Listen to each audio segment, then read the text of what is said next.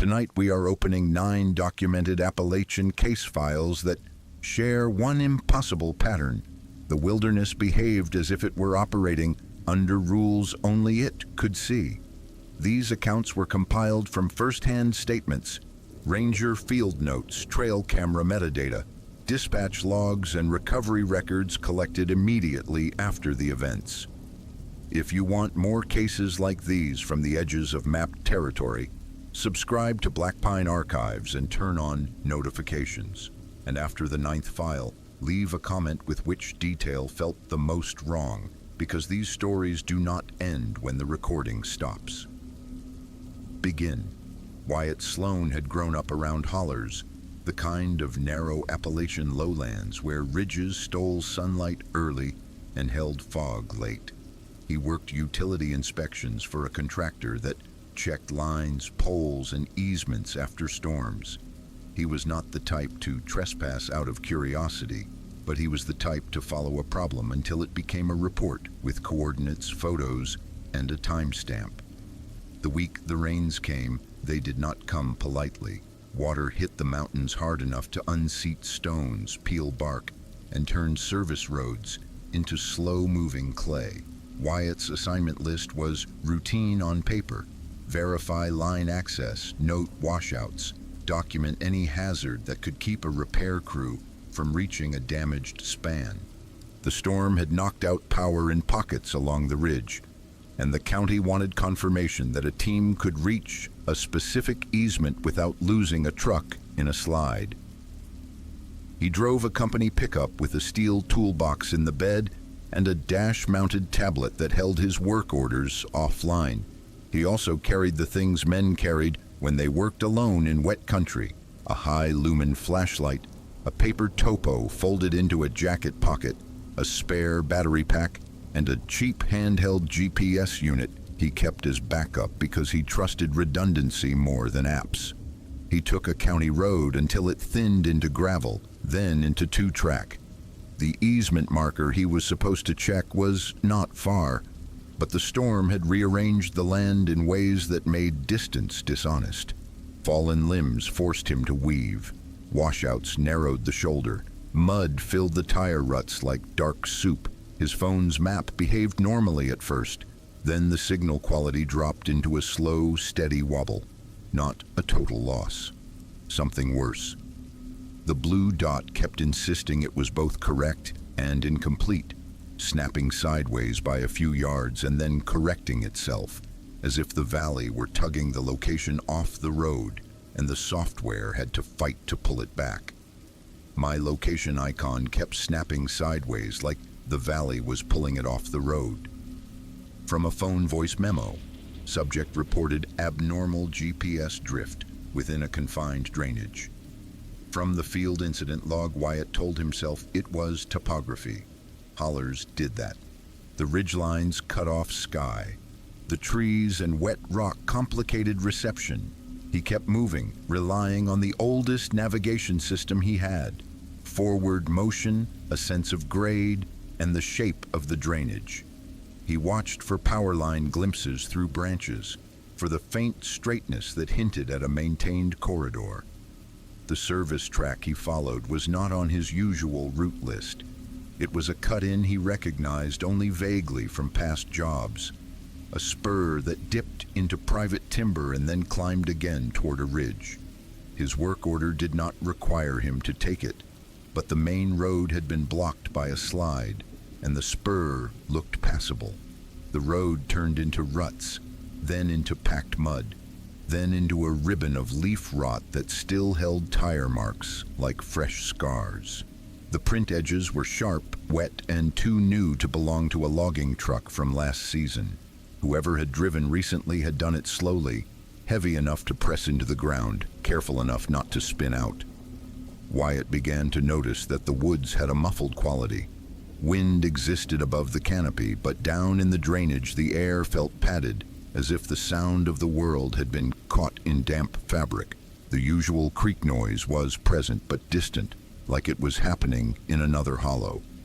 He rounded a bend and reached a low basin between two ridges. The grade eased, the trees thinned, and the drainage opened into a clearing that looked wrong in its organization. Cabins stood in rows. Not one cabin, many. Small, dark structures placed with spacing too, even to be accidental. They were aligned as if someone had measured the ground and laid them out with intention. The layout was not random like a scattering of hunting shacks. It looked planned like a settlement. Wyatt's first instinct was to assume he had found a hidden camp, maybe a cluster of old cabins left from timber days. His second instinct arrived a breath later, when his eyes tried to find the thing every cabin had and failed. There were no doors. Each cabin had a low opening at about waist height, narrow and rectangular, like an access hatch to a crawl space. The walls had no windows. The roof lines were intact. The boards looked old, but the arrangement looked maintained by something that understood order. I saw rows of little houses like a settlement, but none of them had doors. From Wyatt's written statement, openings were positioned at approximately waist height. No standard entry frames observed. From later ranger notes, Wyatt stopped his truck at the clearing's edge and sat for a moment with the engine idling. He listened. The silence was not total, but it felt curated. He could hear the motor and the soft patter of drip-off leaves. He could not hear birds. He could not hear insects. It felt like the clearing had been set aside from the normal bargaining of the woods. He killed the engine. Without it, the quiet became physical. His ears did not ring. They worked fine. The world simply offered less. The air held a faint odor that did not match wet timber. Under the smell of moss and rot, there was something sharp and clean, like a chemical used too often. Wyatt stepped out and felt the ground give slightly under his boots. The leaf litter was wet enough to record footprints cleanly, but the surface looked smoothed, as if something had pressed and then been brushed over. He walked along the edge of the first row of cabins, careful not to commit his body between them yet. There were no footpaths, no porch steps, no trash, no glass, no fire rings, no split wood piles. Nothing a human camp left behind without trying. The clearing felt maintained by absence rather than effort, as if the point was not to live here in a human way, but to keep it ready. Wyatt crouched at the nearest opening and aimed his flashlight inside. The beam seemed to shorten. It did not throw into a recognizable interior. The light went in and died fast, swallowed by a dark that did not behave like shadow. It looked less like an unlit room and more like a space that refused reflection. He leaned closer and felt cold air touch his face, then something else beneath it, a sweetness faint but wrong, like bruised fruit left too long in a sealed container. The chemical clean note rode under it, as if someone cleaned the air and left the rot behind. The light did not travel normally past the opening. From Wyatt's follow-up interview, odor described as damp timber with a chemical clean sweetness. From the incident summary, Wyatt backed away and tried to photograph the row for proof. His first image saved as a blank gray rectangle, like fog had filled the frame even though the clearing was visible to his eyes. The second image showed only trees, as if the cabins had never existed in that space. He took a third, angling the lens differently, and the screen displayed a normal photo for a second, before the file preview glitched and returned to gray. He switched to video. The preview looked normal, the recording saved. When he played it back, the cabins were present for a few seconds, then the image smeared as if a thumb had dragged across wet paint, and the scene resolved into an empty clearing. Photographs failed to capture subject structures despite visual confirmation. From a device extraction note, video file displayed intermittent smear artifacts with loss of structure visibility. From the same note, Wyatt felt pressure build behind his eyes, the same sensation he got at high elevation, except he was low in the basin. The pressure increased when he faced the cabins and eased when he turned away, as if the act of looking directly at the rows demanded a cost. He did a slow sweep with his flashlight across the clearing, searching for anything that made the place feel human. A road sign, a mailbox, a tool, a fence line. The beam caught only uniform shapes, repeated and patient. Then he noticed something else about the openings. They were all the same height, not just similar, identical, as if cut to a template. Each one was positioned for a body that did not walk upright the way humans did, or for a body that chose not to stand fully when it entered and exited. Wyatt's throat tightened as his mind offered explanations he did not want. A cult, a prank, a hidden work camp. None of them fit the lack of footprints and the clean emptiness. Even trespassers left evidence. Even careful people left something. He stepped between two cabins, committing himself into the rows for the first time. The space between structures was narrow enough to feel like a hallway. The air grew colder and cleaner there, the chemical note stronger. His flashlight beam felt thinner, as if the darkness drank it. His radio crackled once and then went dead. He tried his phone. The GPS dot spun in place, then snapped to a location a short distance away, then snapped back, as if the valley could not decide where Wyatt was allowed to exist on a map. He made a decision that had kept him safe in storms and in bad neighborhoods. He chose not to solve it alone. He backed out of the row and turned toward his truck. That was when he looked down and saw the first sign that the clearing was not merely strange, but active. His boot prints in the wet leaves were present, but they did not remain crisp. The edges softened as he watched. The tread detail blurred. The leaf rot seemed to relax back into place, as if the ground were editing him out one step at a time. Foot impressions degraded unusually fast, despite saturated substrate. From Wyatt's later incident email. Subject described track softening observed in real time. From supervisor call notes. Wyatt walked faster without running, the way someone moved when they did not want the woods to know they were afraid. As he reached his truck, he heard one sound that did not belong, a soft scrape from within the rows, low and rhythmic, like something dragging slowly over leaf litter. It stopped when he stopped. It resumed when he moved. Wyatt did not turn around again. He got in, started the engine, and left the basin quickly, choosing speed over investigation. On the way out, he passed the tire marks he had noticed earlier. They looked deeper now than they had before, as if a heavier vehicle had pressed into them since Wyatt arrived. He did not remember hearing any engine. He did not remember seeing headlights. Back at the staging area, he filed the location as an unauthorized settlement and marked it for follow-up by land management. He attached his photos even though they showed nothing useful. He included his coordinates and a short description of the rows, the openings, and the absence of doors.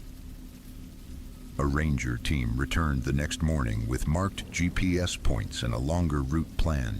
They found the basin, they found the clearing. They did not find cabins. They documented only flattened leaf beds in rows, like outlines where weight had rested, and shallow scratch marks on a beech trunk near the clearing's edge, positioned at human shoulder height. The scratches looked fresh enough to shine, pale against dark bark, and they repeated in short sets, as if something had raked the tree impatiently. No structures present on arrival. Ground showed rectangular compression patterns in linear arrangement. From the operations summary, fresh abrasions observed on tree bark at approximately shoulder height. From the ranger photo captions, the team also noted something Wyatt had not seen in the moment: the absence of old debris. If cabins had stood there for years, there should have been nails, glass, rusted hinges, fragments of roofing. There was nothing. The ground looked like it had been cleared to hold shapes and then cleared again to remove them. Wyatt never went back. He said the worst part was not the missing cabins and not the failing photos. It was the architecture itself. The openings were not designed for people who walked upright, and the rows felt like they were not built to shelter humans at all. archival transition. The first file ended with a place built for bodies that did not move like ours. The next began with sound that moved too perfectly. Evan Ward ran maintenance routes along the Blue Ridge corridor for a small contracting crew that kept the parkway functional after storms. His work was quiet and repetitive in a way he liked. Clearing culverts, checking drainage grates, tightening loose sign brackets, documenting frost heaves and downed limbs before they turned into wrecks. He preferred the earliest hours because the mountain roads felt empty and orderly. There was a clean logic to that time of day. Fog sat low in the gaps. The asphalt held a thin, wet sheen. Pull-offs stayed chained shut. Even the guardrails looked calmer without headlights washing over them. On a morning in late fall, after a night of light rain and wind, Evan parked near a closed overlook and walked the shoulder line to check runoff damage where leaves liked to dam the grate slots. The air smelled like damp oak and cold metal. The fog was dense enough to dull distance, but not thick enough to feel dangerous. He could see the edge of the tree line. He could see his own boot prints darkening the leaf film where it had collected on the pavement. His steps made a steady rhythm through wet leaves and grit, the kind of sound you stopped noticing when you did this job long enough. Then a second rhythm appeared. It began thin and uncertain, like a tune arriving from far away, and then it clarified into a simple melody with a childish shape. It was not a full song. It was a loop of notes, a short pattern that felt too deliberate to be whined in branches, too clean to be water over stone. The sound did not come from the roadway. It came from the trees on the downhill side, just beyond the fog line. Evan stopped walking without meaning to.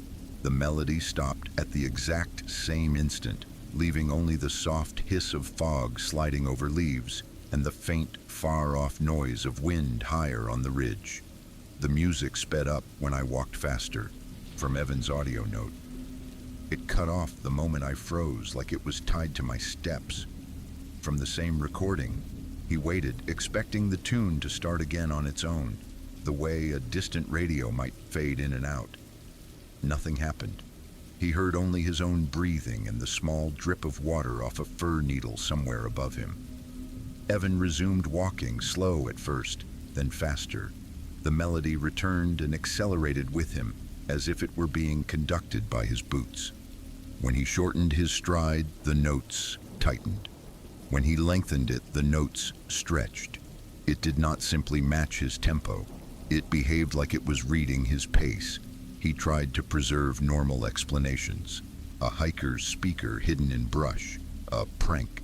A maintenance crew's forgotten device. But there were no vehicles in the pull-off besides his. The overlook gate chain was still in place.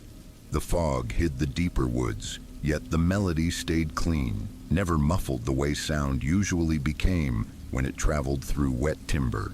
Evan took out his phone and started recording, not because he wanted proof for anyone else, but because the situation already felt slippery in the way strange things did.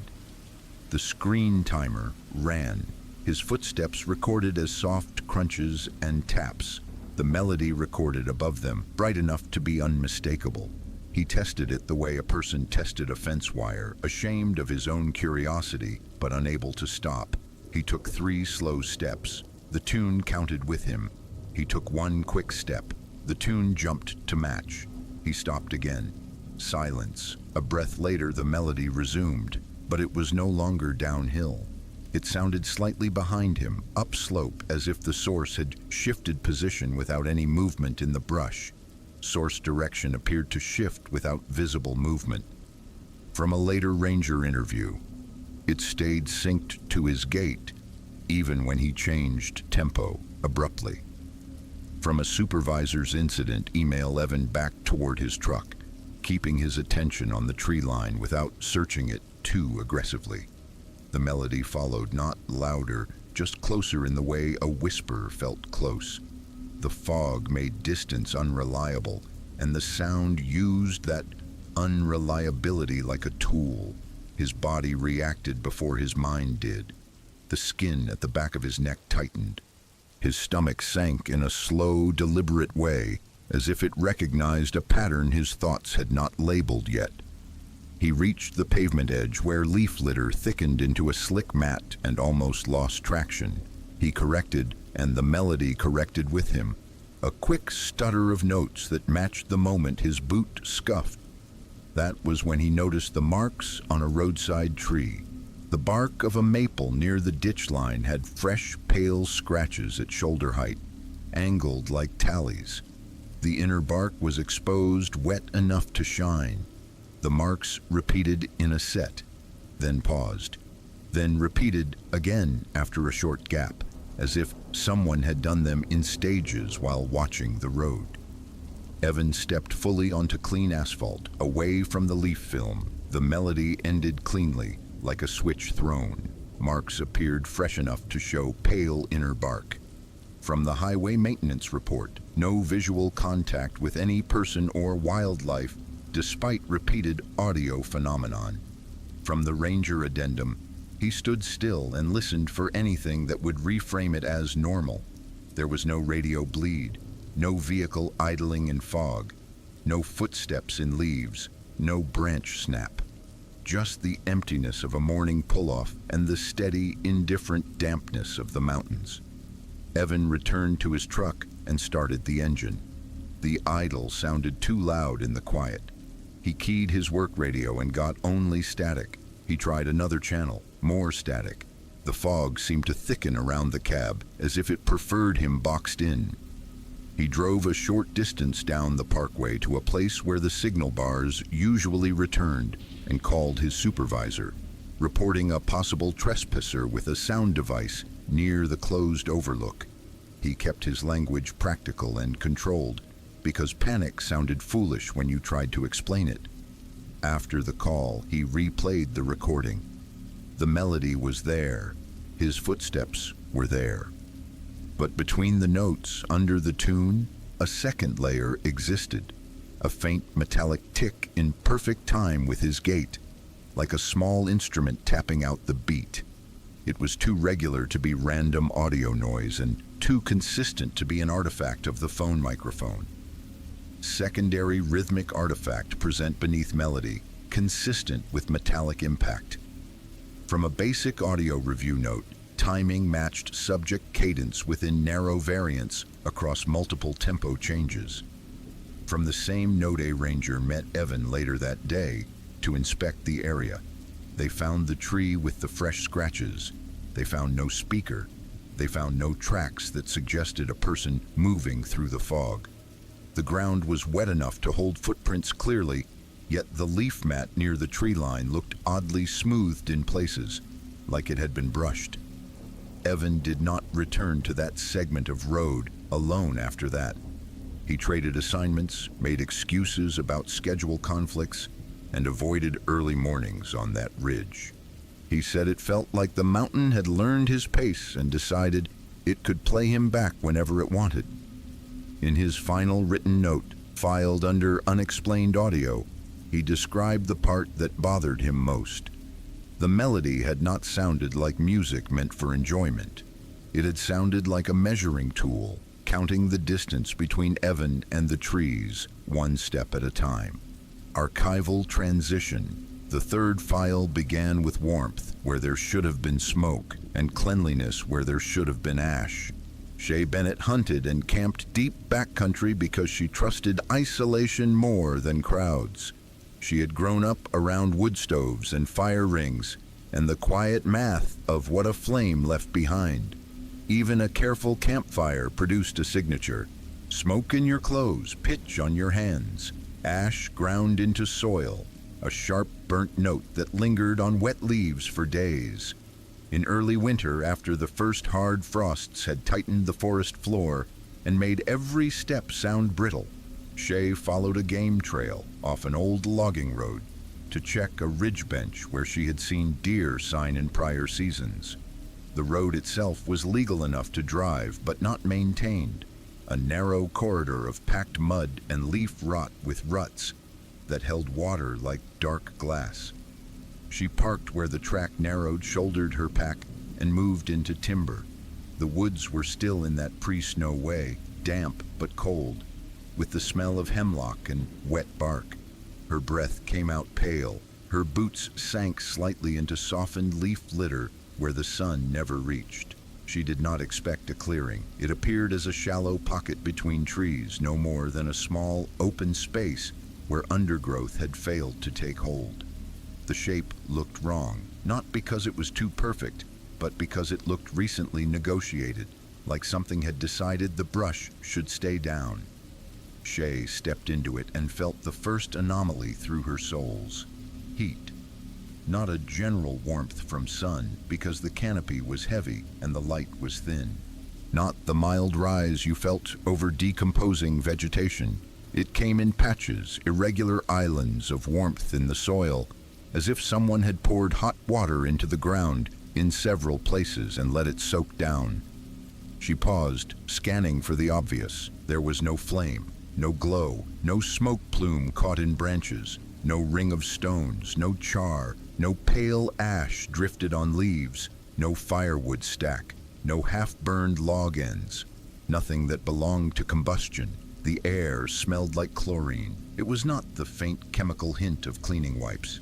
It was sharp and direct, the kind of bleach smell that made the nose tighten and the eyes water slightly. It sat in the cold air as if it had been poured recently and had nowhere to go. The ground was warm in spots, like a fire had been there, but there was no fire.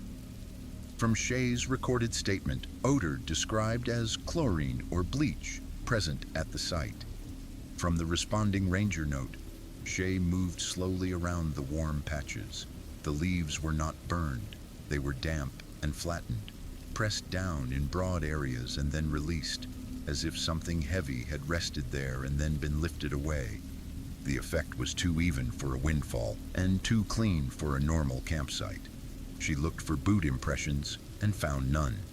The substrate was wet enough to take prints clearly, yet the clearing held no crisp tread marks, no heel digs, no pivot scuffs. She knelt and touched the soil at the edge of one warm spot with the back of her fingers. It was warm enough to be unmistakable, like a stone left near a heater. The warmth did not radiate outward in a normal gradient.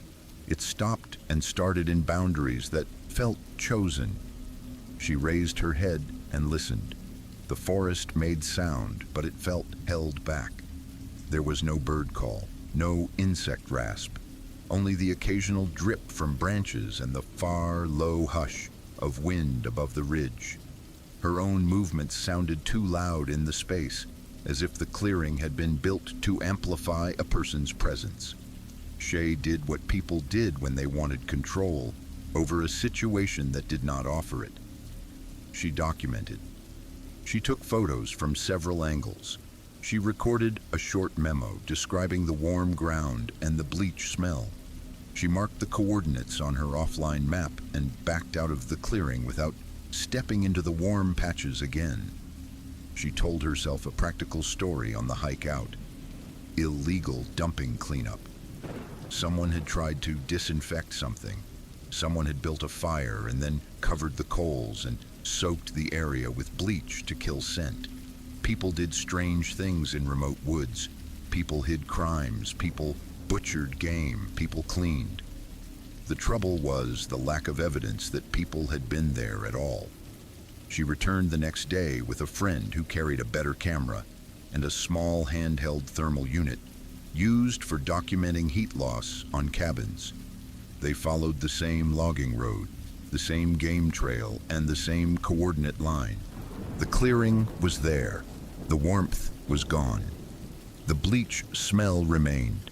It felt fresher than it should have, still sharp, still present in cold air that should have diluted it. The thermal unit showed only normal ground temperature variations, except for one faint residual strip near the center, like a memory of heat rather than the heat itself. They widened their attention to the details that were not supposed to matter. Leaf orientation, broken twigs, press patterns.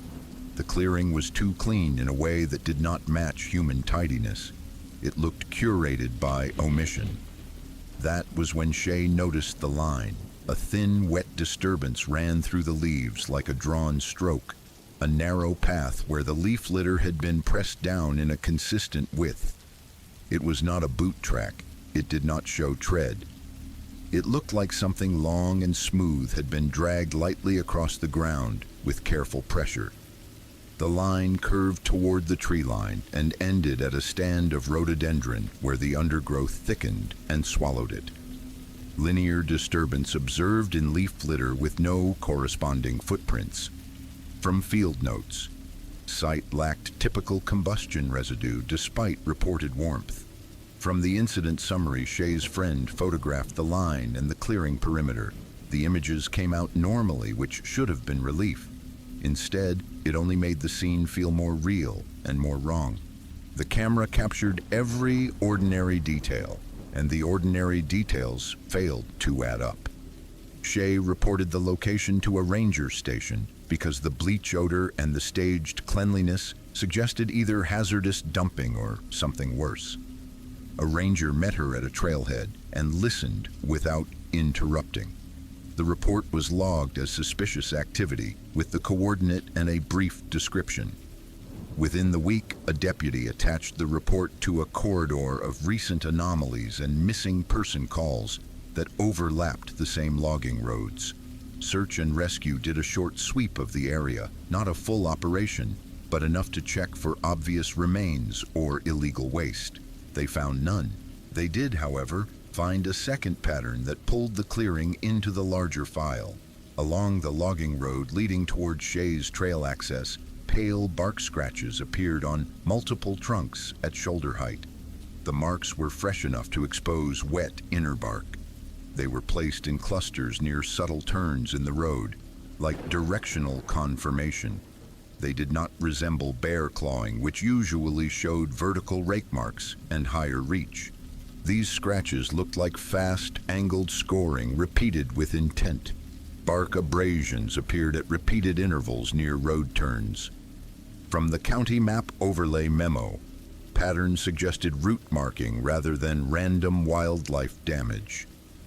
From a ranger interpretation note, the cross-reference memo noted that similar scratches had been documented near other sites that season.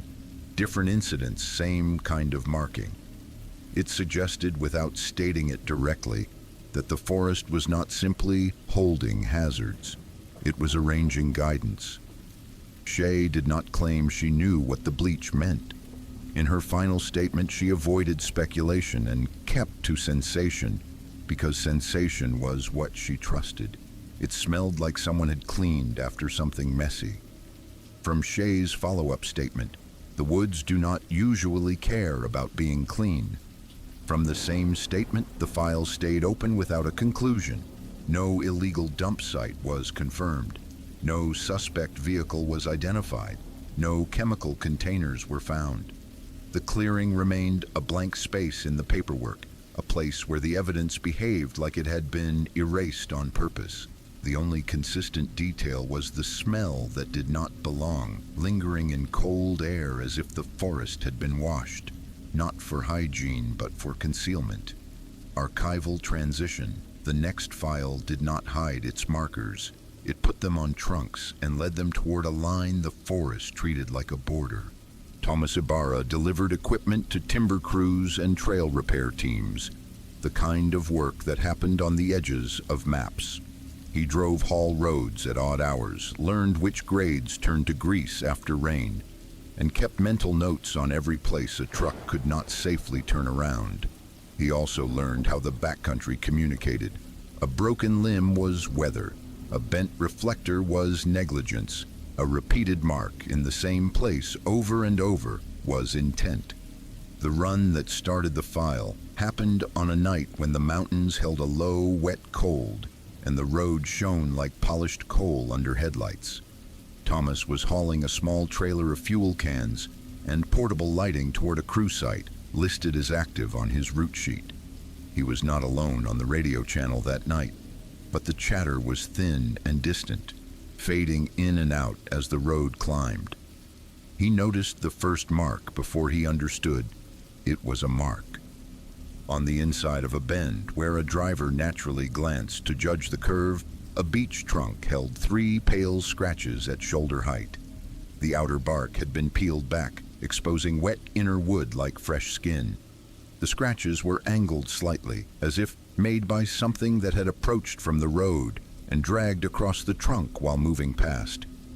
Tomas registered it and kept going. Trees got scarred, branches fell, deer rubbed antlers, bears climbed. Then the next bend had the same mark, same height, same angle, same pale sheen. On the inside curve again, positioned exactly where headlights would hit it first. By the third bend, the pattern stopped being coincidence. It became a rhythm, a warning that announced itself before each turn like a marker on a course. Scratches were placed before every turn, like someone wanted you to slow down. From Thomas's statement, abrasions observed at consistent height and interval along haul route. From the road safety report, Thomas slowed without fully deciding to. His body did it for him.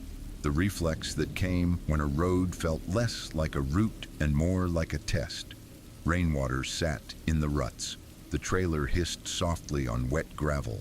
He kept his eyes alternating between the road crown and the tree line, waiting for a deer or a stalled vehicle or a downed limb that would justify the unease. Nothing justified it. The forest did not move. No reflective eyes flared in the brush. No branch swayed in wind. The air felt padded, muffling the usual background sound of distant creaks and insects. Even the radio seemed quieter, its static thinner, like the frequency itself had been drained.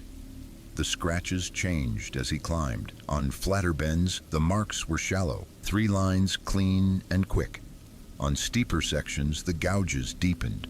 Small curls of bark hung loose, shaped like torn fingernails.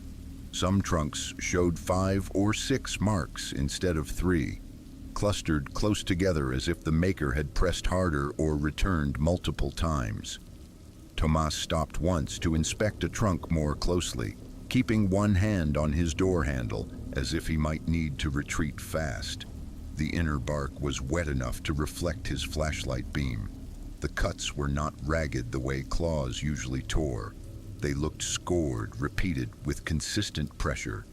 On the ground beneath the marked trunk, the soil looked brushed. Leaf litter had been smoothed in a shallow fan, as if something had dragged a branch across it to erase impressions.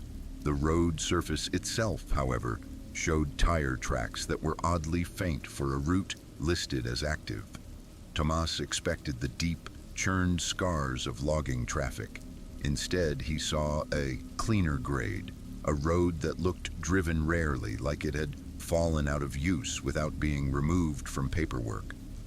Marks appeared fresh enough to glisten under direct light. From Tomas's phone memo, road surface showed reduced heavy vehicle wear, inconsistent with active route status. From the follow-up inspection note, he drove on. The route planner insisted the road continued for another few miles to a staging point. Tomas trusted his dispatch sheet because it was tied to invoices and signatures, and those things had weight in the real world. But the road began narrowing. Brush leaned in. The ditch line vanished. The gravel turned to packed soil, then back to gravel in patches that looked newly laid and then abandoned. The marks stayed with him, always before each bend, always on the inside curve, always at the same height. He started to think of them as instructions rather than damage. Slow here. Look here. Remember this place. And then the haul road ended. It did not end in a proper turnaround. It ended in a flat clearing that felt too deliberate to be accidental and too unfinished to be intentional. There was no gate, no berm, no fallen tree blocking passage. The drivable grade simply stopped where the forest closed in. Ahead, the trees stood too close together for a vehicle to pass. Yet the ground between them looked pressed down. The vegetation flattened into a narrow corridor, like something had traveled through repeatedly without leaving tire marks. At the clearing's edge, 3 trunks faced the road in a rough line. and those 3 trunks were scarred heavily. Not 3 marks, but clusters, carved in bands that ran laterally across the bark, forming a visual barrier at shoulder height that read like a drawn line, a boundary. Clustered abrasions formed a lateral line at the end of the drivable grade. From the follow-up inspection, it felt like the road was telling me to stop. From Thomas's recorded memo, Thomas did not cross the clearing. He did not walk into the corridor between the trees.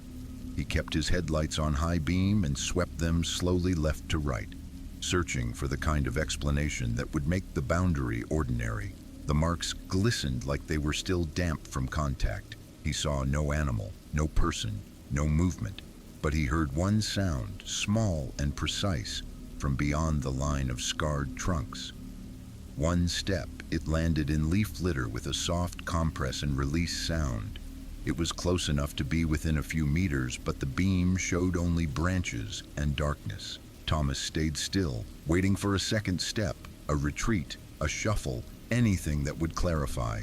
Nothing followed. The forest held its breath in a way that made his chest feel tight. He backed up slowly, careful not to spin tires. The trailer creaked once, a sound that felt too loud. He turned the truck with difficulty on the narrow grade, using a shallow, widened spot he had not noticed on the way in. His headlights swept the boundary line again, and for a moment he had the irrational sensation that the marks were not just carved into the trees, they were watching him leave. Back at a point where his phone regained stronger service, Thomas filed a safety alert through his contractor channel. He described the repeated scratches, the road narrowing, the abrupt clearing, and the corridor between trees. He included GPS coordinates and a timestamp. The next day, an inspection crew went in during daylight with 2 vehicles and a ranger liaison. They found the clearing. They found the marked trunks. The scratch bands were still fresh, pale, and wet at the edges. They also found the pressed corridor between the trees, vegetation flattened in a narrow path that looked used. What they did not find was evidence of who used it. No footprints, no drag marks, no broken branches, no hair snagged on bark. The leaf litter around the boundary line looked brushed, as if someone had swept it smooth. A technician pulled device logs from the vehicles after the inspection. In that pocket near the clearing, GPS tracks showed short loop artifacts and snapping, breadcrumb lines that jumped sideways and then corrected, as if the devices could not agree on which side of the boundary they occupied. GPS breadcrumb trails showed repeated snapping and loop artifacts near clearing. From the device log review, no evidence of human presence found, despite fresh mark appearance. From the ranger summary, the contractor quietly removed that spur from preferred routes. It was not posted as closed, it simply stopped being assigned. Drivers were told there was a safer alternate and not given details. Thomas asked once if anyone had checked beyond the boundary line on foot. No one gave him a direct answer. Thomas's final comment in the file was simple and unhelpful to anyone who wanted rational closure. He did not describe monsters or cults or lights. He described the feeling of a rule being enforced. The road did not feel closed by a gate. It felt closed by agreement. Archival transition. The next file used a lure older than any sign, a child's cry, placed where it did not belong. Hazel Monroe had spent most of her adult life learning the difference between harmless weirdness and the kind that preceded paperwork. She volunteered with a trail stewardship group in the Smokies that cleaned litter, checked blazes, flagged washouts, and logged anything that could turn into a rescue later. It was not romantic work. It was gloves, trash bags, wet socks, and the quiet discipline of writing down what she saw before memory edited it.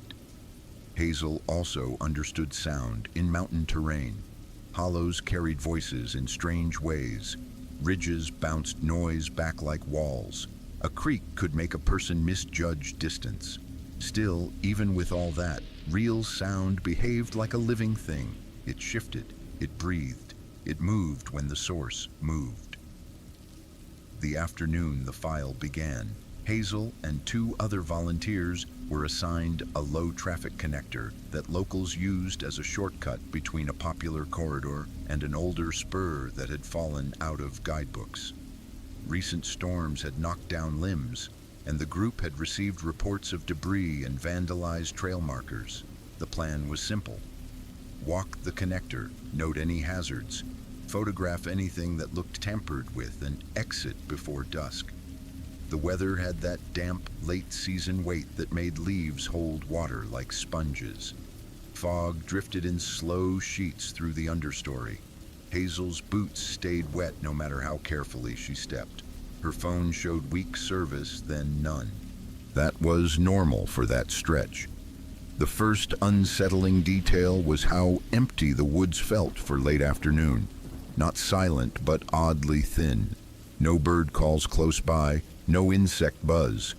The creek below the slope was present but subdued, as if the water was moving under a blanket. Hazel had stopped to photograph a washed-out drain dip when she heard the crying. It came from off-trail, deeper into the trees, not far. Close enough that her body reacted before her mind did. A tightening behind the ribs, a flash of heat in the face. The sound was shaped like a child's distress, but it arrived too cleanly, without the messy variation that panic usually carried. It did not rise and fall the way a real voice did when it pulled breath. It held a steady pressure like a recording played through leaves. I heard crying like a child, and it did not move the way a real voice moves. From Hazel's field statement, volunteer reported auditory lure event in low traffic corridor. From the incident log, Hazel did not call out. She did not step off trail immediately. Procedure came first because procedure kept people alive.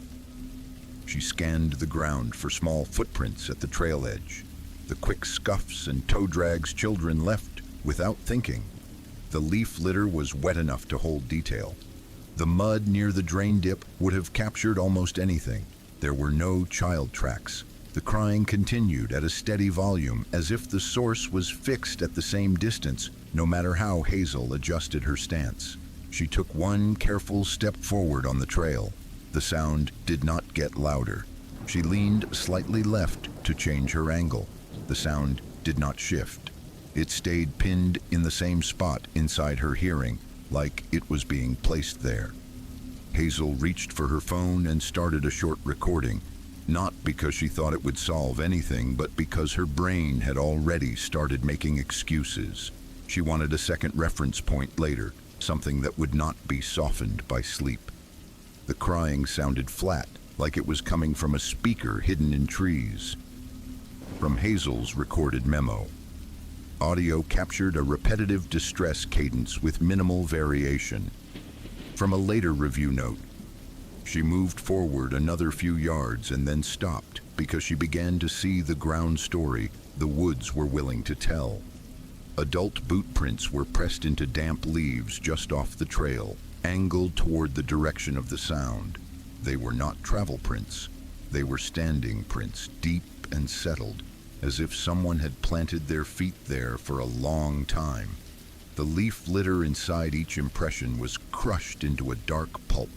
Near the toes, the ground showed subtle pivots, the kind a person made when shifting weight without leaving. There were only adult prints, no small shoes, no bare feet, no dragged heels, nothing that matched a child's presence.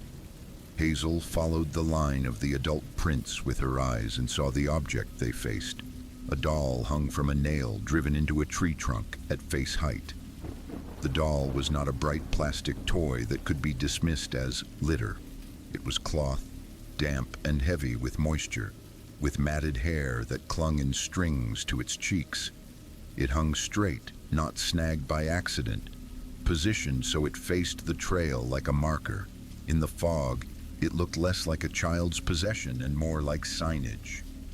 The doll was hung at my face level, like it was meant to be seen. From Hazel's recorded memo, only adult-sized footwear impressions present beneath hanging object. From the ranger photo captions, Hazel did not touch it. She did not step closer. She stood in the trail center and tried to make herself breathe quietly, because the crying was still coming from the woods, and she could feel her attention being pulled between the sound and the doll, like a choice the forest wanted her to make. She checked the tree around the nail. The bark had fresh compression marks beside it, indentations shaped like fingertips pressing hard. The wood around the nail was lighter, the exposed inner bark still wet, as if the nail had been driven recently. If it had been there for days, rain and air would have darkened it. If it had been there for weeks, the bark would have started healing around it. Hazel looked for a tool story. A hammer would leave scuffs on stones or a disturbed patch of ground where someone knelt. A rock used as a mallet would likely be nearby. She saw none. The area beneath the doll looked oddly smoothed, as if someone had brushed the leaf litter to erase approach tracks. The only clear impressions were the adult standing prints, positioned like an audience. Nail appeared recently placed. Exposed bark showed fresh coloration. From the tool use assessment, no inbound trackway identified despite wet substrate conditions. From the search notes, the crying stopped the moment Hazel shifted backward. There was no fade, no retreat into distance. It cut off cleanly, as if someone had released a button.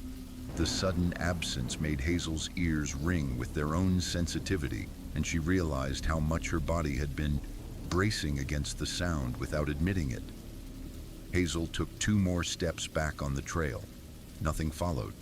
No branch snap, no footfall, no animal movement. The air remained padded, and the fog held steady between the trunks. Then Hazel made the decision that later sounded simple and, in her own words, felt humiliating.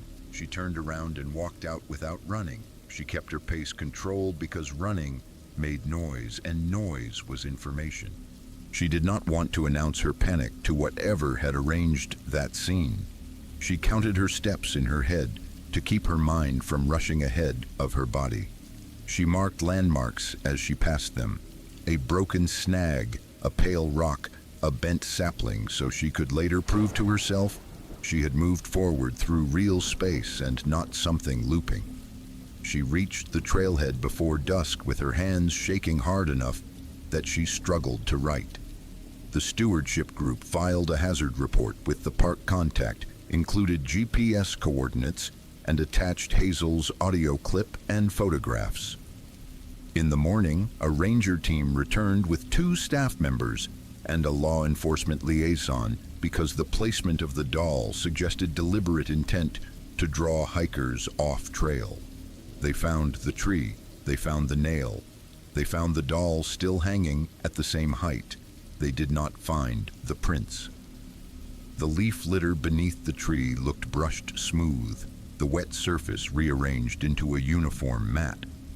Around the trunk, the soil showed only vague compression, as if something heavy had stood there and then been wiped away. The nail, however, was real. It was clean metal, newly driven, with no corrosion. The ranger photographed it, then removed it, with a tool to avoid leaving any part behind. They bagged the doll as evidence. Evidence item recovered.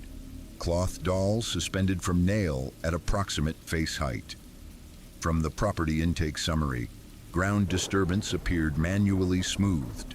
No discrete track impressions preserved. From the ranger field notes, back at the station, the doll was examined like any other suspicious object. The fabric was damp but not muddy. The hair held plant matter that did not match the immediate area, suggesting it had been carried from elsewhere. The doll's clothing smelled faintly of detergent and something sharper beneath it, a clean chemical note out of place in deep woods. Hazel's audio recording was reviewed again, this time by someone who listened for patterns instead of meaning. The clip showed a distress cadence that repeated with uncomfortable regularity. The cry did not vary in pitch the way a human throat usually varied when breath ran low. It sounded performed, assembled from pieces that fit too well. Audio displayed repeating segments with minimal natural breath variation. From the media review notes, witness reported immediate cessation of sound upon rearward movement. From the supplemental incident report, no missing child report was linked to the event. No family claimed the doll. No one admitted to placing it. The official file labeled it as a potential lure hazard, warned staff to patrol the connector more frequently, and closed with the usual language about unknown persons. Hazel did not return to that connector trail. She continued volunteering elsewhere, but she refused assignments that required low-traffic connectors near hollows where sound carried oddly. When asked why, she never described monsters. She described patience. Someone had stood there long enough to make those adult prints sink deep. Someone had waited in wet woods, listening to their own lure, waiting for it to work. And the most disturbing detail was not the doll or the nail. It was the way the crying stopped instantly when Hazel stepped back, as if whatever had placed it understood the exact moment she chose not to follow. Archival transition. The sixth file did not use sound at all. It used sight, and it left nothing behind in daylight. Jewel Park maintained trail cameras for a private land trust that owned scattered parcels along the edge of public forest. The land trust cared about two things: trespass and proof. Cameras were the simplest way to get both. They did not argue, they did not embellish. They either captured movement or they did not. Jules trusted them because most problems in the woods were boring. People cut fences, hunters crossed lines. Bears knocked a unit loose. Wind moved a branch in front of a lens until the memory card filled with nothing but leaves. This file was different because it did not behave like a malfunction or a normal animal, and it did not behave like a human prank either. It behaved like an observer that understood stillness as a tool. The camera in question was strapped to a tulip poplar on a slope that looked down into a narrow cut of brush and saplings.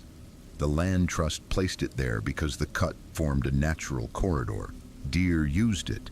People used it too when they wanted to avoid marked trailheads. It was a boundary-adjacent pocket where small decisions turned into trespass without anyone noticing. The unit was standard. Infrared at night, motion trigger, fixed wide angle, automatic timestamps, no live feed. It recorded short clips when something entered its detection zone, then went idle again. Jules had installed it himself and checked it every 2 weeks. The strap had not slipped. The housing was sealed. The battery level had been healthy on the last visit. When he reviewed the card after a routine swap, he saw a sequence that made him stop scrolling. The clip began like any other night capture. Leaves. Understory. A dark frame shaped by infrared grain. Nothing dramatic. Then from the center left, under a tangle of thin branches, 2 bright points appeared. They were not the quick glints of a raccoon passing through. They did not sweep across the frame. They did not blink in and out as a head moved. They simply turned on and held steady at a height that suggested something watching from behind the brush rather than moving through it. 2 reflective points remained stationary in frame for approximately 1 hour. From the camera review notes, no corresponding body outline detected despite infrared function. From the technical memo, the points did not drift. They did not lower. They did not rise. They did not change distance. They stayed fixed in the same spot relative to the branches, as if the eyes were part of the brush itself. The infrared illumination should have picked up at least a faint outline of an animal body if something physical was holding position for that long.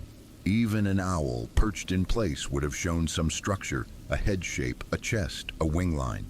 This recording showed nothing but the points and the vegetation around them. Jewel watched the timestamp roll forward and realized the clip length was abnormal too. Most files were brief. This one continued far beyond the default behavior, as if the camera had never decided the motion event ended. The system had treated the scene as ongoing movement without showing what moved. Jules played it again and listened for audio, then remembered the model did not record sound. He felt an irritation at the limitation that surprised him. He wanted the forest to betray itself with a snapped twig, a brush scrape, a breath too close to a microphone. The camera offered only the 2 points, steady as pins. He pulled up adjacent clips, expecting the same points to appear before or after. Maybe a deer entering frame that made the eye shine look fixed by coincidence. The sequence before showed an empty corridor. The sequence after showed an empty corridor. There was no approach and no departure visible. The points appeared. They held. They vanished. The brush never moved enough to explain it. Jules did not call it in as an emergency. There was no missing person attached, no complaint, no report. But he could not tolerate leaving it as a curiosity, because curiosity turned into negligence when someone got hurt later. He drove out before sunrise the next day to check the site while the ground still held evidence. If anything had stood there for nearly an hour, there would be a story on the forest floor. Compressed grass, bent stems, broken twigs, tracks, something. The pocket was wet from overnight humidity. Leaf litter was soft and dark, ready to accept detail. Jules followed the same access route he always used, careful not to trample the corridor itself. He approached from the side, stepping on rocks and roots when possible. He stopped behind the camera tree and looked down into the brush where the points had been. It looked untouched. The saplings stood upright. The thin branches were not snapped. The stems did not show fresh crease marks. The leaf litter held no new depressions. There were no paw prints, no hoof marks, no drag lines. There was not even the mild scuffing that a standing animal usually left when it shifted weight. No sign of wildlife presence located at the recorded position. From the field check report, vegetation showed no compression consistent with occupancy.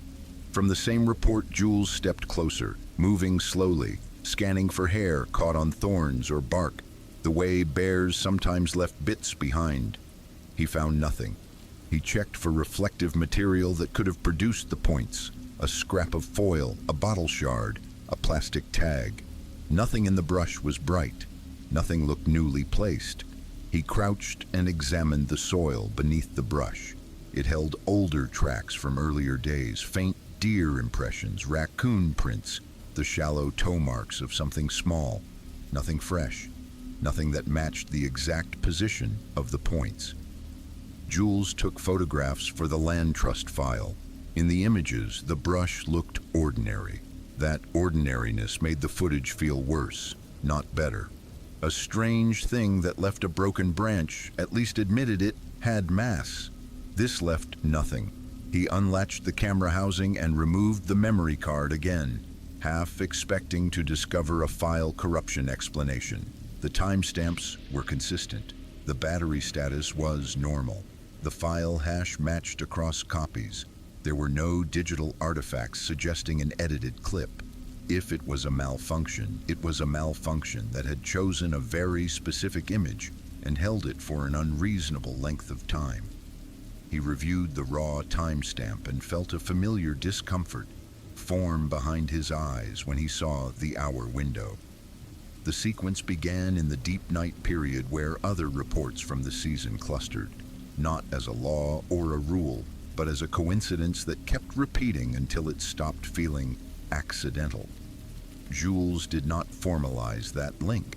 He had learned that adding patterns to official paperwork made the paperwork less useful to people who only believed in isolated incidents. He wrote down what he could prove. 2 points of light appeared in the undergrowth, remained stationary, then ceased with no visible subject. From the final camera summary, event presented as visual only, with no physical trace at sight. From the same summary, still while he stood there, he felt watched in a way that did not require movement. The corridor seemed to narrow, not physically, but psychologically, as if the trees had decided he belonged inside a boundary he had not agreed to cross. He checked behind him twice without meaning to. Each time the woods looked the same. He collected the camera and brought it back instead of remounting it. The Land Trust did not argue. Quietly, without announcement, they decommissioned that location and moved coverage to a more open area where lines of sight were longer and brush could not hide stillness as easily. Jules told a colleague later that he could accept false triggers.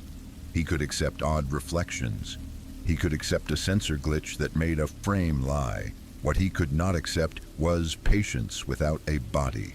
I kept thinking, if something can watch for that long without leaving a mark, then the mark is not the point. From Jules's personal addendum, it felt like the camera was the one being studied.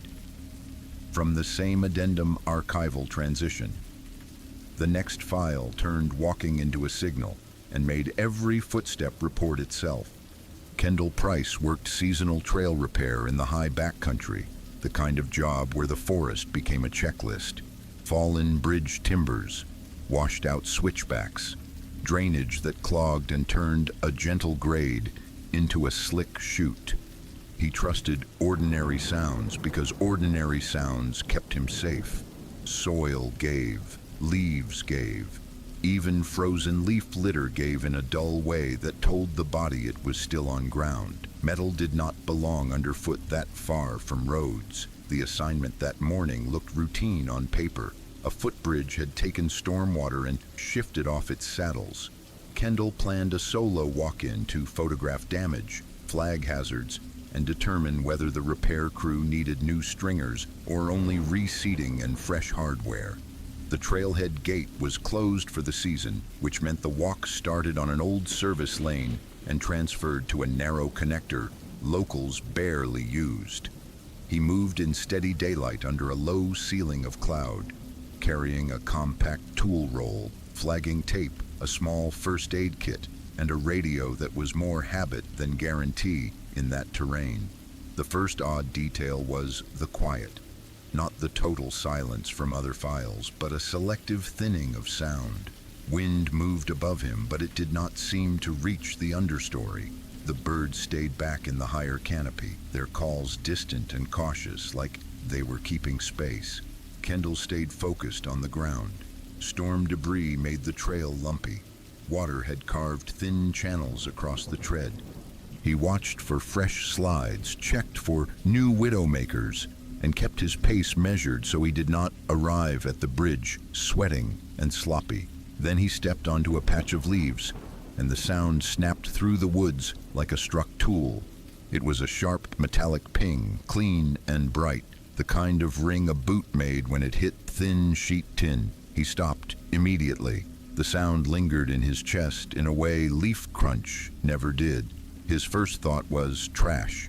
Maybe a discarded sign, maybe an old can flattened under rot. But the ring had been too broad and too uniform. Kendall shifted his weight and pressed down again. The same ringing note answered him, almost identical, as if the ground had been tuned. I stepped on leaves and it sounded like metal, loud and clean.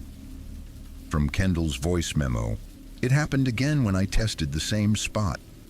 From the same memo, he crouched and brushed the leaf layer aside with a gloved hand. The leaves slid away in a thin, damp sheet, revealing a narrow strip of tin sheeting laid flat beneath them. It was not rusted scrap, it was weathered but intact, and placed with intent. When his glove dragged across it, the metal made a faint scrape that felt too crisp for something that was supposed to be hidden. He cleared more leaves and realized it was not a single piece. Several narrow sheets had been laid end to end, overlapping slightly, creating a continuous strip that ran forward between two trees and vanished under the next layer of leaf litter. The strip was not wide enough to be a walkway. It was wide enough to catch a boot sole. It was wide enough to ring. Kendall stood slowly, scanning for the obvious explanations. A hunter's prank, a crude warning system to catch trespassers, a landowner's attempt to monitor traffic, but the placement contradicted those easy answers. The strip sat a short distance off the trail's main tread, angled to intercept anyone who stepped aside to pass a blowdown or avoid mud. It was positioned where people naturally drifted when they wanted easier footing. It was a listening line built out of human habit.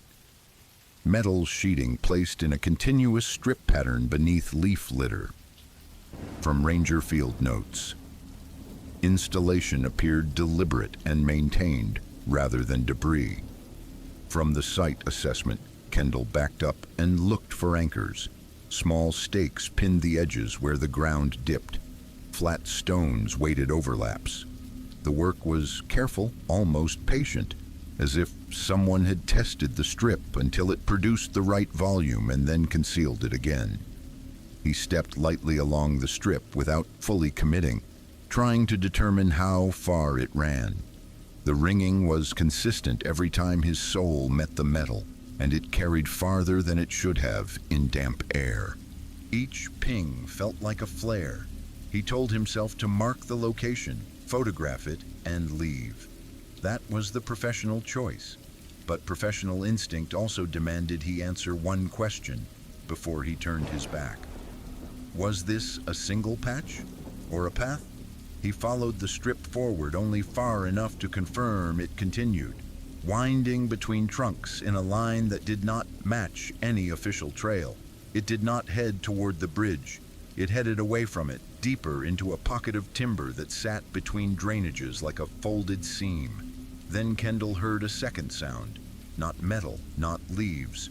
A soft step placed in the understory, measured and close enough to be personal. It came after his last ping, as if the forest had waited for his signal before replying. He froze so hard his shoulders tightened.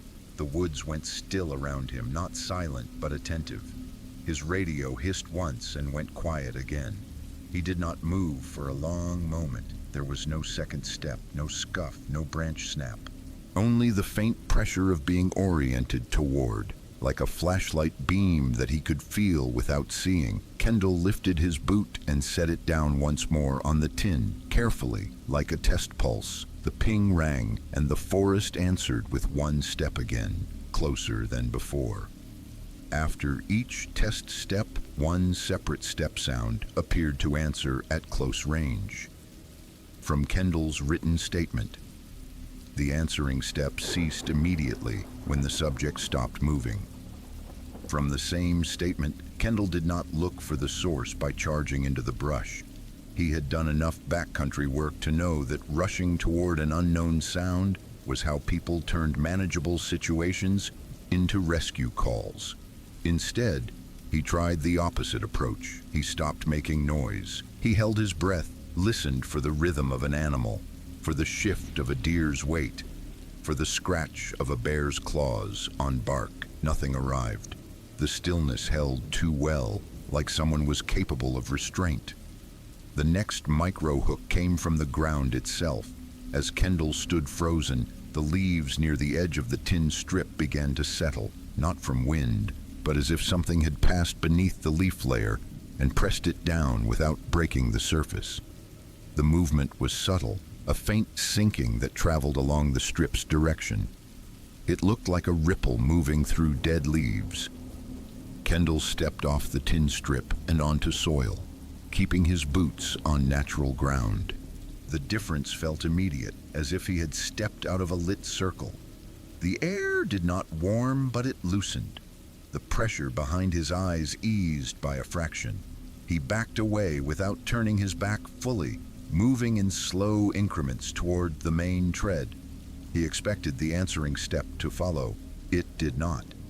He expected another ping to happen without him, like someone else testing the metal. That did not happen either. The corridor of tin stayed quiet once he stopped feeding it. Sound. Kendall made a decision that embarrassed him later, because it was not brave and it was not curious. It was correct. He left. He returned to the main trail and continued toward the bridge as if nothing had happened, because he needed the assignment to have a clean narrative, inspect, document, exit. But his body did not accept that storyline. Every time a twig snapped under his boot, he expected a reply. Every time he stepped on a loose rock, He expected the metal ring again. When he reached the shifted footbridge, he took the required photos with hands that felt slower than usual. He measured the displacement, flagged the approach, and recorded the damage in clipped professional notes. Then he walked out faster than he should have, keeping to the center of the trail like the edges had become risky. Back at the staging area, he filed the anomaly the way field workers did when they did not want to sound dramatic. He described it as potential illegal monitoring equipment. He included coordinates.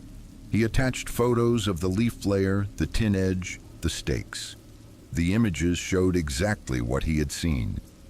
He also recorded a final voice memo in his truck, while the engine idled because he did not trust the report alone to hold the detail that mattered. It felt like it was built to hear me. From Kendall's voice memo: when I stopped moving, it stopped answering. From the same memo, a ranger team returned the next day with Kendall's coordinates and a longer route plan. They took a handheld receiver to check for hidden cameras or transmitters.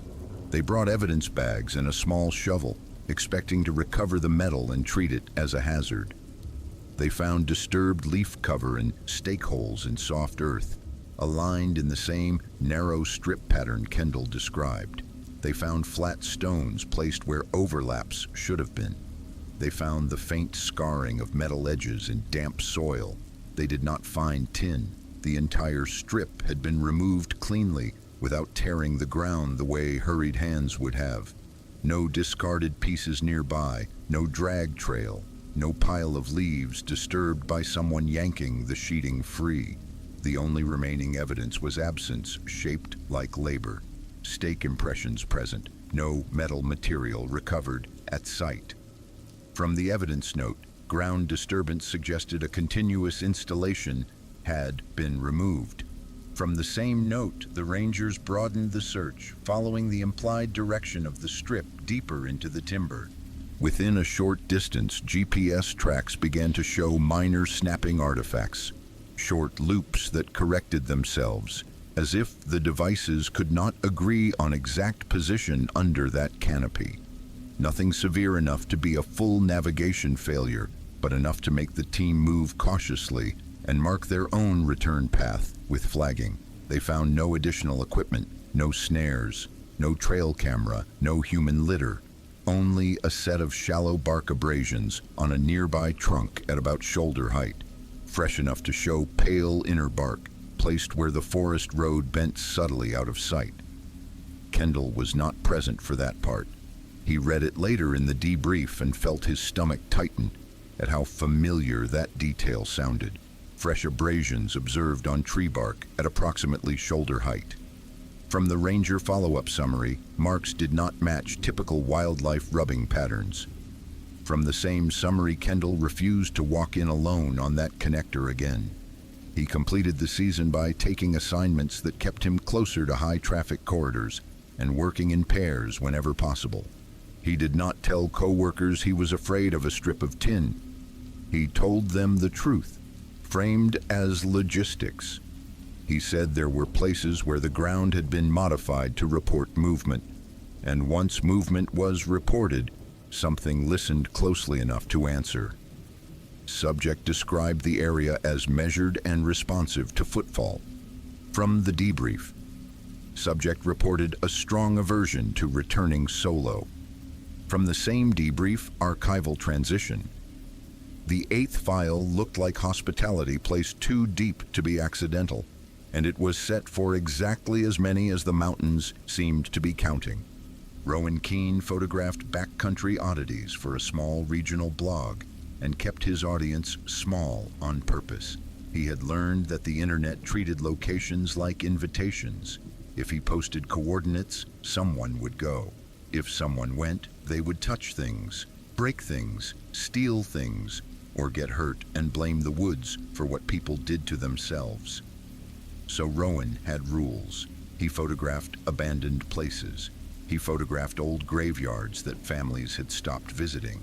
He photographed storm damage, washed out bridges, and rusted equipment left to rot. He avoided anything that looked recent, maintained, or intentionally arranged. In Nantahala, he found a place that looked maintained by someone who did not want to be seen. He had started out just after dawn, moving along a well-known trail corridor before cutting onto a faint footpath he found in a topo overlay. The footpath was not official. It did not have blazes. It had the feel of something used by locals who did not like company, a narrow line of compressed leaf litter that threaded between rhododendron like a seam. The deeper he went, the more the forest shifted from open to tight. Laurel leaned into the path. The canopy thickened. Sound stayed close, as if the understory absorbed it. Rowan kept his pace slow, watching for old trash piles or weathered structures, the kind of harmless ruins he could document without feeling like he was trespassing on a living space. The first warning was the cleanliness, not the clean of a maintained campsite with a fire ring and a log seat. The clean of absence. No cans, no wrappers, no cigarette butts, no improvised trail tape. The footpath looked used but not littered, as if whoever traveled it carried everything out and cared about leaving nothing behind. Rowan followed the line until it opened into a flat pocket between thickets, a small bowl where the ground leveled unnaturally.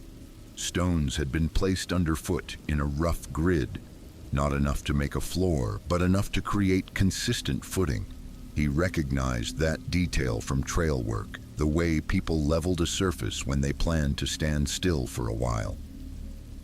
In the center of the pocket sat a long table. It was not a picnic table. It was a plain rectangular table with simple legs, propped on stones so it sat level. The wood looked old but not rotten, like it had been protected from weather. The surface was clean. No damp leaf imprint, no pollen film, no bird droppings. It looked wiped.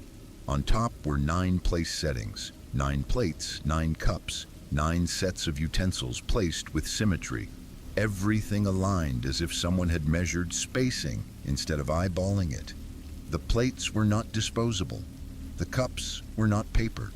The scene carried the quiet weight of intention. Table observed set with 9 place settings, all surfaces clean. From Rowan's field note, location described as off-trail pocket with deliberate leveling stones. From the Ranger review, Rowan did what he always did when he did not understand a scene. He documented before he moved closer. He photographed wide shots first, then stepped in to capture details that could prove scale and placement. His hands stayed steady at first because the brain tried to treat it like an art installation, a strange project someone had built as a joke. Then he noticed the fork.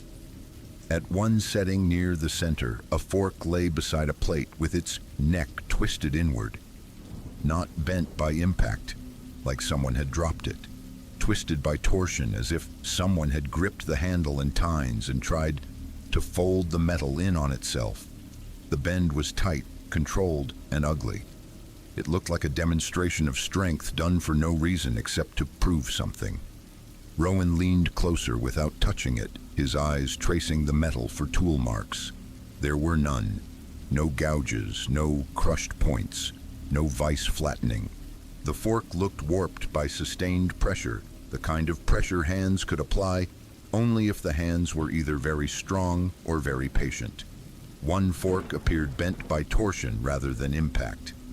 From an evidence description, utensil deformation inconsistent with casual handling. From the assessment memo, that was when the pocket began to feel less like a scene and more like a room. The forest around it did not become silent, but it became selective. Birds sounded farther away, as if pushed back beyond a perimeter. The nearest sounds were Rowan's breath and the small, soft click of his camera shutter. Even that click felt too sharp, like it might carry. Rowan widened his view and saw something he had missed because he was focused on the table. On 2 trunks near the pocket's edge were fresh scratches at about shoulder height. They were pale where bark had been removed, and they repeated in sets, not random animal rubbing. Each set sat at the same height, angled slightly as if marking a line. The marks framed the pocket the way ropes framed a corridor in another file. Not a barrier you could see easily, but a boundary someone had chosen. Fresh abrasions observed on tree bark at approximately shoulder height. From a ranger photo caption, mark placement suggested intentional boundary indication. From the field interpretation note, Rowan backed away from the table and tested the space the way a cautious person tested thin ice. He took one step backward, then another. The pressure behind his eyes increased when he faced the table. When he turned his body to look away, it eased by a fraction. The sensation was subtle but consistent, like an invisible gradient. He did not want to admit the thought that arrived next, because it sounded dramatic. The table did not feel abandoned. It felt prepared. Rowan resisted the impulse to leave immediately. He forced himself to take one more pass with his camera because documentation mattered and because his rules had always protected him before. He filmed a slow pan that captured all 9 settings in sequence: the bent fork, the clean cups, and the leveling stones under the legs. When he finished, he realized another detail made the number feel deliberate. There were no chairs, no benches, no stumps positioned like seats, no rocks pulled close, nothing that suggested the diners would sit. The table looked set for bodies that did not need to rest the way human bodies did, or for a gathering that was not meant to last long. Rowan stepped back again and looked at the ground for tracks. Damp leaf litter should have recorded approach. It should have recorded departure. He found almost nothing. A few shallow disturbances at the pocket's perimeter, like someone had stood at the edge and shifted weight. The marks were not clear enough to identify tread, but near the bent fork on the table's clean surface, there was a faint wet oval on the wood, like the imprint of a palm that had been damp and then lifted. The shape was too subtle to photograph well. Rowan saw it, blinked, and then convinced himself it was condensation. He did not test it by touching the table. Instead, he did something safer and more humiliating. He left.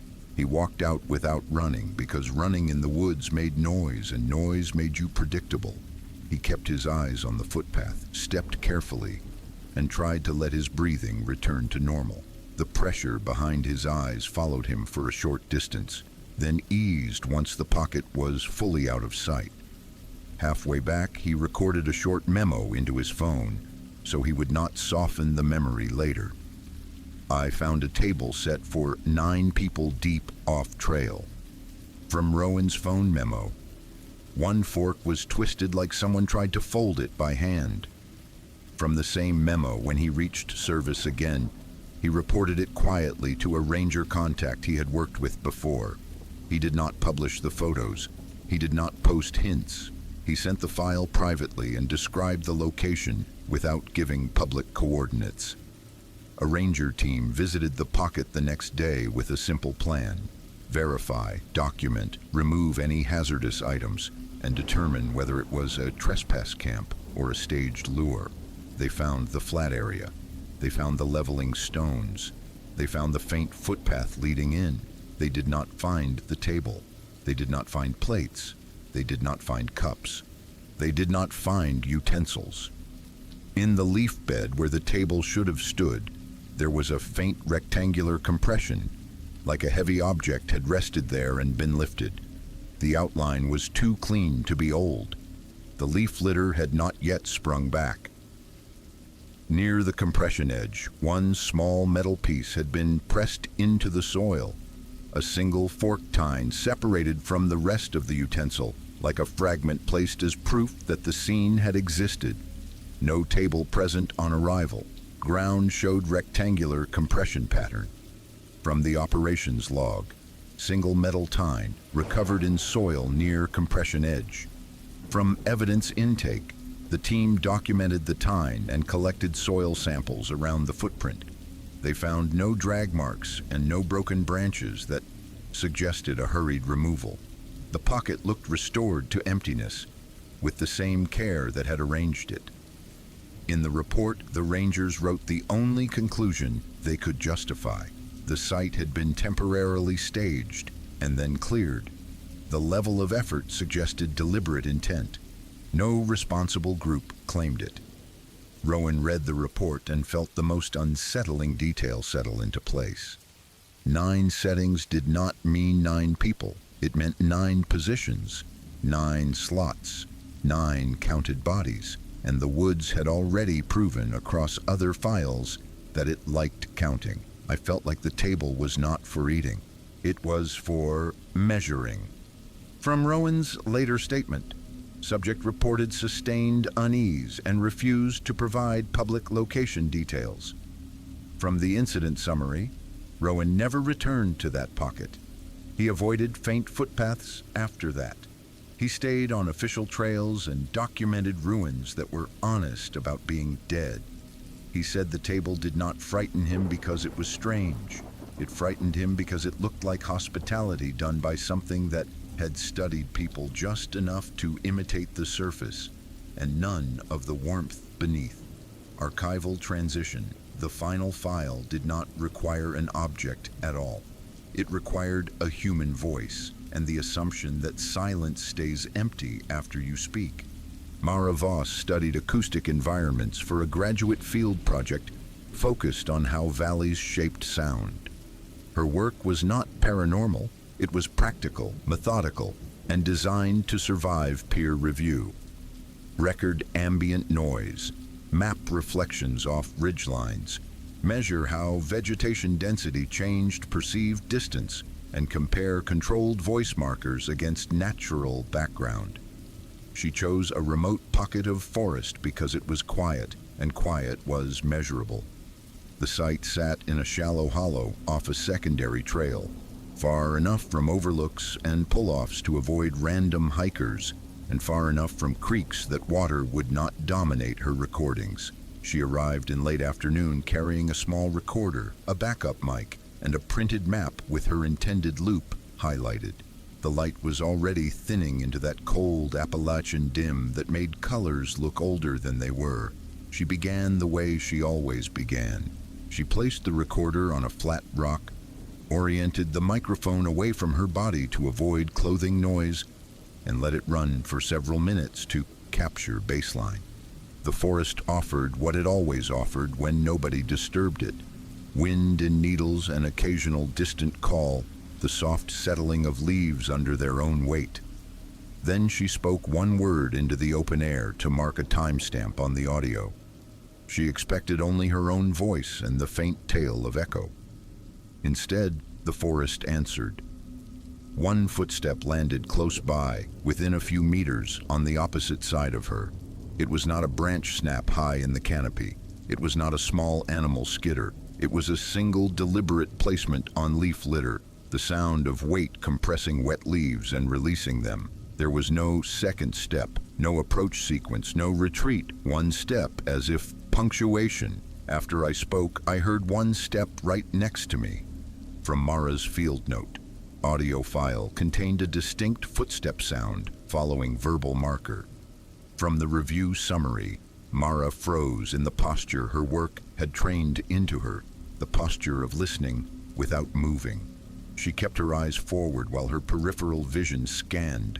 She counted seconds in her head, because counting gave the nervous system something to hold. Nothing moved. The hollow looked empty. The understory was dense but still. The air carried no obvious scent besides wet bark and soil. If another person stood within a few meters, she should have heard breathing, a jacket shift, the scrape of boot tread. She did not. She looked down at the leaf litter. It was damp enough to hold prints. Her own boot marks behind her were crisp. The ground to her left, where the step had sounded, showed no compression, no displaced leaves, no scuff line, nothing that matched the sound she had just heard. No visible compression located in leaf litter consistent with reported footstep. From the initial site note, substrate conditions should have preserved recent impressions. From the field assessment addendum, Mara forced herself back into procedure. She assumed the simplest explanation first: delayed sound. A distant hiker, a falling object that happened to land with a footstep-like impact. Her research was built on not panicking. Her credibility depended on resisting narrative. So she did what she would do in any controlled recording.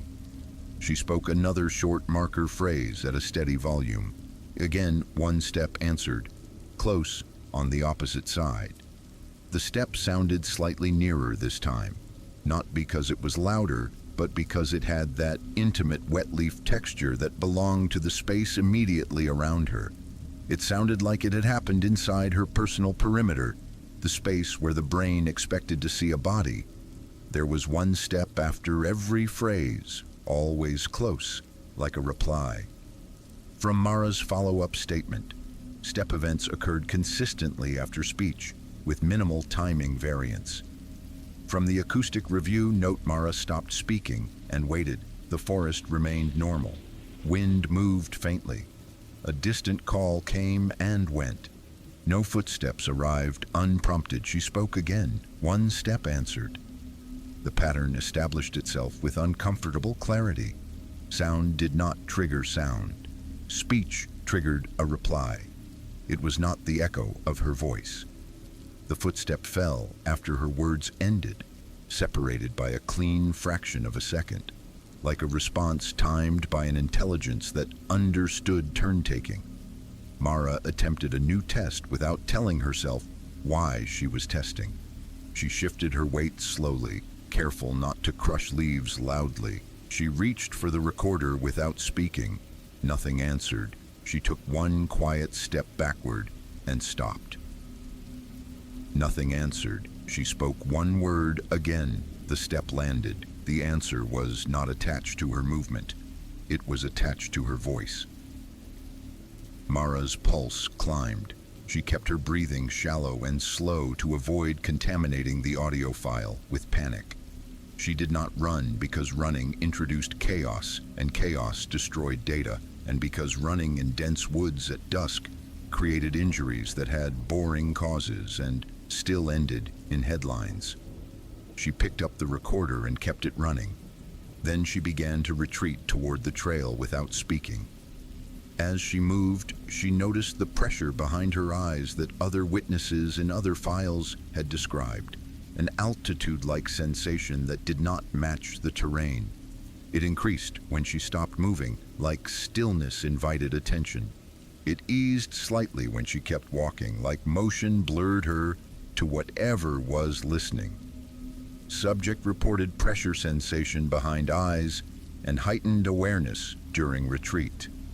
From the incident log, symptoms described as non-vertigo disorientation without stumbling.